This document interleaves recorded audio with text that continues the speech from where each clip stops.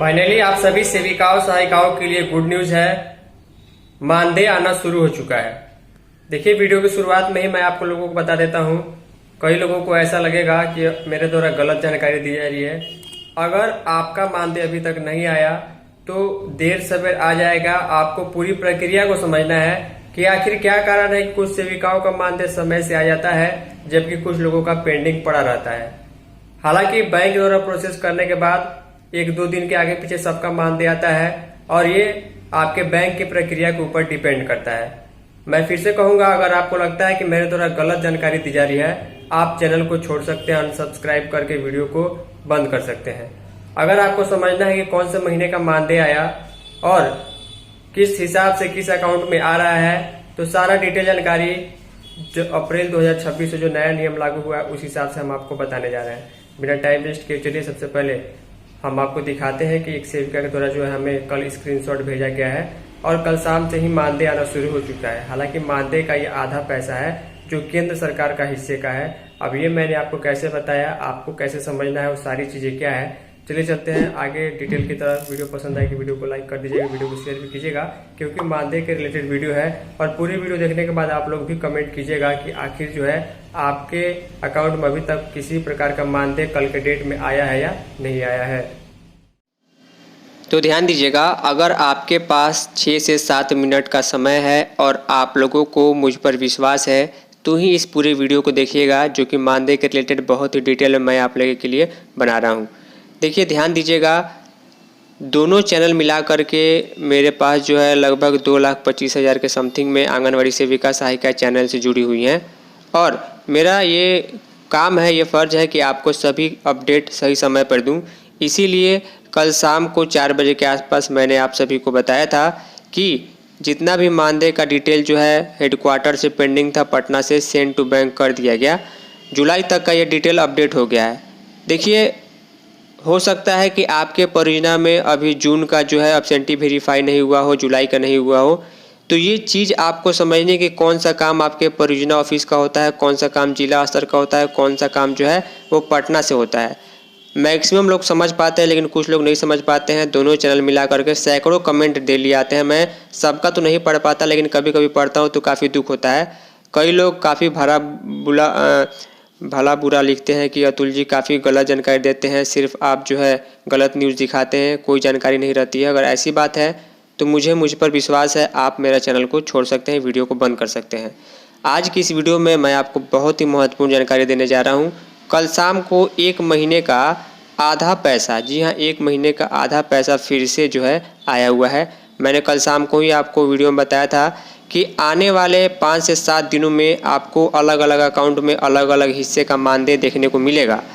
तो अगर आपको लगता है कि वीडियो में दी गई जानकारी आपको पसंद आती है, सही लगती है, तो आप लोग कमेंट जरूर कीजिएगा ताकि आपके सपोर्ट से ही मैं हमेशा आपको लिए टाइम से वीडियो ला पाऊँ। और साथ में वीडियो को अधिक से अधिक शेयर और लाइक जरूर कीजिएगा ताकि मैं आपके लिए अच्छी वीडियो ला पाऊँ। चलिए वीडियो को शुरू कर लेते हैं। तो ध्यान दीजिएगा, ये जो है बैंक अकाउंट का मैसेज जो है एक आंगनवाड़ी वर्कर का है, सेविका का है, कैनरा बैंक से उन्हें प्राप्त हुआ। देखिए, कल यस्टरडे 7:27 पर, और कल डेट देख लीजिए, कल 19 अगस्त का डेट था। यहाँ पर मैं आपको डेट भी दिखा रहा हूँ। आप लोग मेरे पास अपना कुछ भी डिटेल शेयर कीजिएगा तो प्राइवेसी को ध्यान में रखते हुए मैंने यहाँ पर अकाउंट नंबर का लास्ट का 2 डिजिट भी जो है सेकेंड लास्ट का 2 डिजिट हटा दिया है। उनके बैंक अकाउंट में कितना बैलेंस बचा है वो भी हटा दिया है ताकि कोई दिक्कत नहीं हो। 4500 रुपीज़ उनके अकाउंट में ये जो है क्रेडिट हुआ है कल 19 अगस्त के डेट में। देखिए, सेविका के मानदेय का आधा हिस्सा जो है वो 4500 रुपये होता है। यहीं से एकदम 100% 110% इसकी गारंटी है कि ये जो पैसा आया है वो केंद्र सरकार के हिस्से का है। फिर इन सेविका को कन्फ्यूजन हुआ कि आखिर ये किस महीने का है, तो मैंने उनसे बोला या तो अपने पासबुक को प्रिंट कराइए या फिर ऐप के माध्यम से, कैनरा ई पासबुक ऐप के माध्यम से अपने अकाउंट का स्टेटमेंट देख लीजिए या शेयर कीजिए। तो चलिए हम आपको वो भी दिखाते हैं और समझाते हैं। देखिए, आपको चीज़ों को समझना ज़रूरी है, बिना मतलब के परेशान होने की ज़रूरत नहीं है। समझिएगा तो आपको वीडियो कम भी देखिएगा फिर भी आपको कोई भी कमेंट देखने के लिए बाकी नहीं रहेगा। कई लोगों को मेरे पास जो है लगातार पिछले 4-5 दिनों से मैसेज आ रहा है कि अतुल जी, हमारे परियोजना से ये बताया जा रहा है कि आप लोगों का एब्सेंटी जो है वो वेरीफाई नहीं हो पाएगा क्योंकि जो है रेड लगा हुआ है, वहाँ पर जो है कुछ ब्लॉकेज आ रहा है। NPCI या फिर कुछ दिक्कत के चलते तो परियोजना निदेशालय जाना होगा, तो इन सारे चीज़ों का भी सॉल्यूशन मैंने उन लोगों को दिया है। बाकी अगर आपके पास जो है अकाउंट में पैसा आता है, अगर आपको जानना है किस महीने का है और कौन से सरकार का है, तो इस नंबर पर आप हमें व्हाट्सअप कर सकते हैं। सभी के पास व्हाट्सअप नंबर है। चलिए इसका डिटेल हम आपको दिखाते हैं और समझाते हैं कि मैंने कैसे कहा कि ये जो पैसा आया है वो केंद्र सरकार का है और किस महीने का है। चलिए चलते हैं। तो ध्यान दीजिएगा, यहाँ पर वही अकाउंट है लास्ट का 234 मैंने यहाँ पर दिखाया है केनरा बैंक का। ये सेविका का वो अकाउंट है जिनको उन्होंने पहले से ही DBT इनेबल और आधार सीडिंग करा करके रखा हुआ था।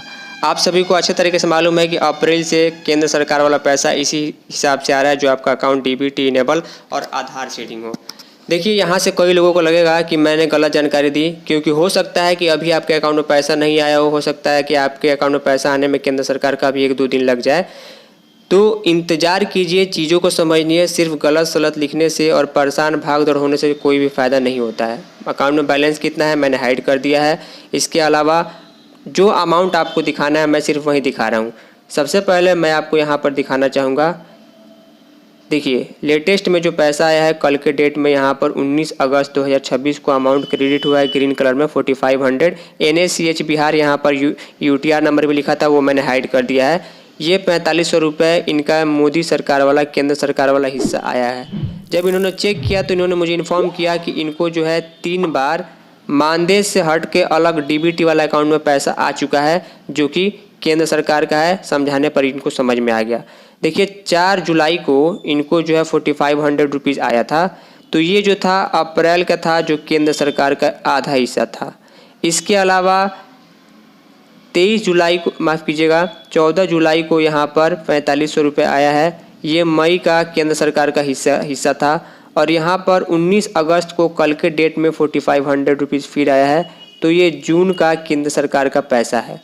अब देखिए मानदेय वाले आंगन वेबसाइट पर आप जाएंगे तो टोटल डिटेल आपको अपडेट नहीं देखने को मिलेगा।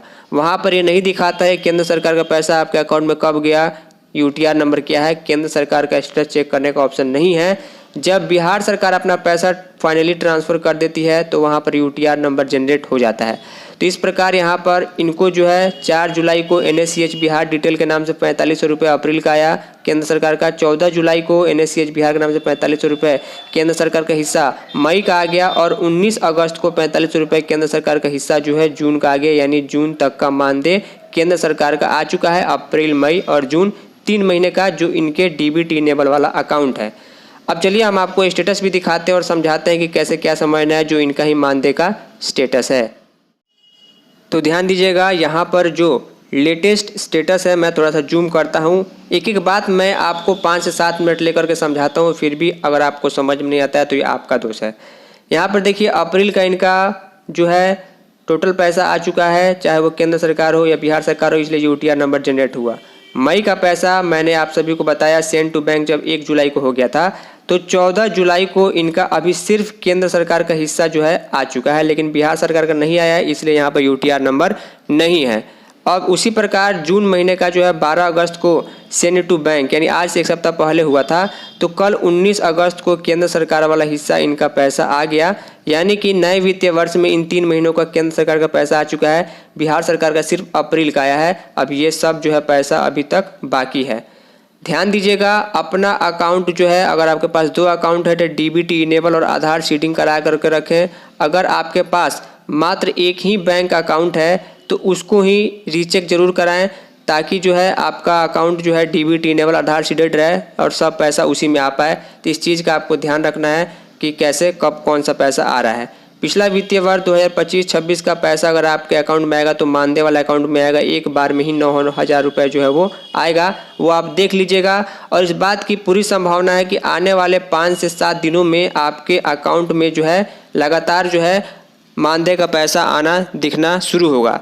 कमेंट जरूर कीजिएगा, क्या आपके अकाउंट में अभी तक कोई मानदेय जो है अभी आया या नहीं है। कल के डेट में अगर नहीं आया है तो परेशान नहीं होइए, प्रोसेस लगता है, 2 दिन आगे पीछे सबका पैसा आएगा। और अभी तक अगर आपका जो इन सारे महीनों का एब्सेंटी वेरिफिकेशन सैलरी जनरेट नहीं हुआ तो तुरंत दौड़ करके अपने ऑफिस में जाइए, ऑफिस के डाटा ऑपरेटर से ये पता कीजिए कि आखिर आपका एब्सेंटी वेरिफिकेशन सैलरी जनरेट क्यों नहीं हुआ है। क्योंकि अगर प्रक्रिया ऑफिस से ही शुरू यहाँ तक नहीं होती है, ये 3 absentee verification salary generate send to DPO, तो आगे मानदेय नहीं आएगा। इस चीज़ का आपको ध्यान रखना है। उम्मीद करूंगा कि आप लोग चीज़ें समझ पाए होंगे। फाइनली इस इन्फॉर्मेटिव वीडियो में इतना ही। धन्यवाद।